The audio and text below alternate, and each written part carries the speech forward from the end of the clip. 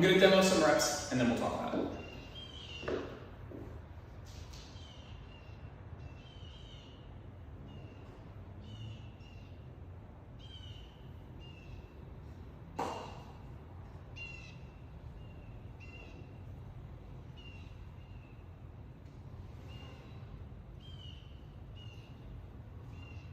Okay, so I'm going to stop right there and just talk about the goal of this movement. The goal of this movement is to work knee flexion, which means driving that knee out over the toe and getting to a point where our calf touches our hamstring. That is the point where we are lengthening the quad, which is the goal of this movement, is to work the quads.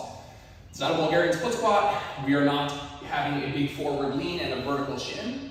We're going to have an upright torso and knee out in front of the toe, basically as much as possible. A lot of you guys probably have never actually tried to get to terminal knee flexion, to full knee flexion, and so this is going to be new for you. And so I recommend mastering it body weight first. If you've never even explored what full knee flexion feels like, a drill that really helps me is to get into my split squat, heel elevated up on a wedge, head and chest up, and just go down into a split squat. Pause. From here, just think about driving that knee out over the toe. Now, a couple of things you might notice: we don't want the heel to pop up. So you're going to get to a point where if you keep going, that heel's going to want to pop up. Don't go there. You might also run into some back leg hip flexor immobility. If you do, that's okay. Something is going to limit this movement, and so I want you to work with whatever range of motion you have, whatever the most knee flexion you can get until your heel pops up or your back leg hip flexor feels like it's going to rip off the bone. Get into that position and just think to yourself, okay, this is where I need to come back to every rep.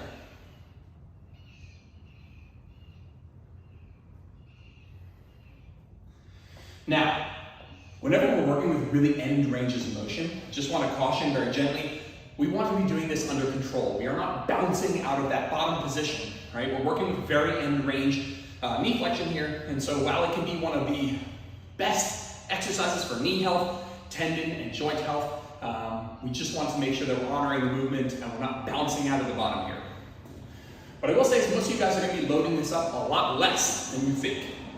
Less than your Bulgarian split squat, less than your reverse lunge. This is going to be, at least for the time being, something that you're really working on, the technique and the tempo and how much range of motion you can get. There are certain exercises where we're going to have really big, high amounts of output, and other exercises that are going to be more about the range of motion that we are achieving. Now, make no mistake, the goal is still to make this hard. And once your technique is good, we're going to load it up. So just kind of running through it a little bit more, we're going to start with our toe and the ball of our foot on the ground, heel up on the wedge, foot stepped back, a normal stride length, which we'll talk about that another time. Mostly because the stride length isn't really going to affect what's happening with the front leg too much. And right now, I'm not so concerned with if we're stretching more at the hip flexor or if we're stretching more at the rec fem, which can be kind of two things that we can play with stride length. For now, pick a stride that feels comfortable for you, that allows you to get full knee flexion. From here, head and chest up, and you're going to think about moving like an escalator on a downward diagonal, not like an elevator straight down. Keep the head and chest up. Find that full knee flexion and push back up. See how when I get to this bottom position, nice and slow, we're not bouncing out of that position. Now, some of you guys will experience some issues with balance. One thing I'll say on balance in general is it will get better as you get stronger, as you do the movement well. Balance is a neurological adaptation that will improve with practice. But if it's limiting you and you feel like you're not getting good output, it's the limiting factor. The two things I would look at is make sure that you're not lined up with your feet in the same line. Make sure they are more like on train tracks. If you're standing kind of in the same line here, you're going to be more unbalanced here. So first things first, make sure you're not in that same line. Make sure your feet are kind of coming straight out of the hips. And then second, if you need to, there's no shame in going over to a wall. There's a reason I'm over here, so I don't mess up during the demo.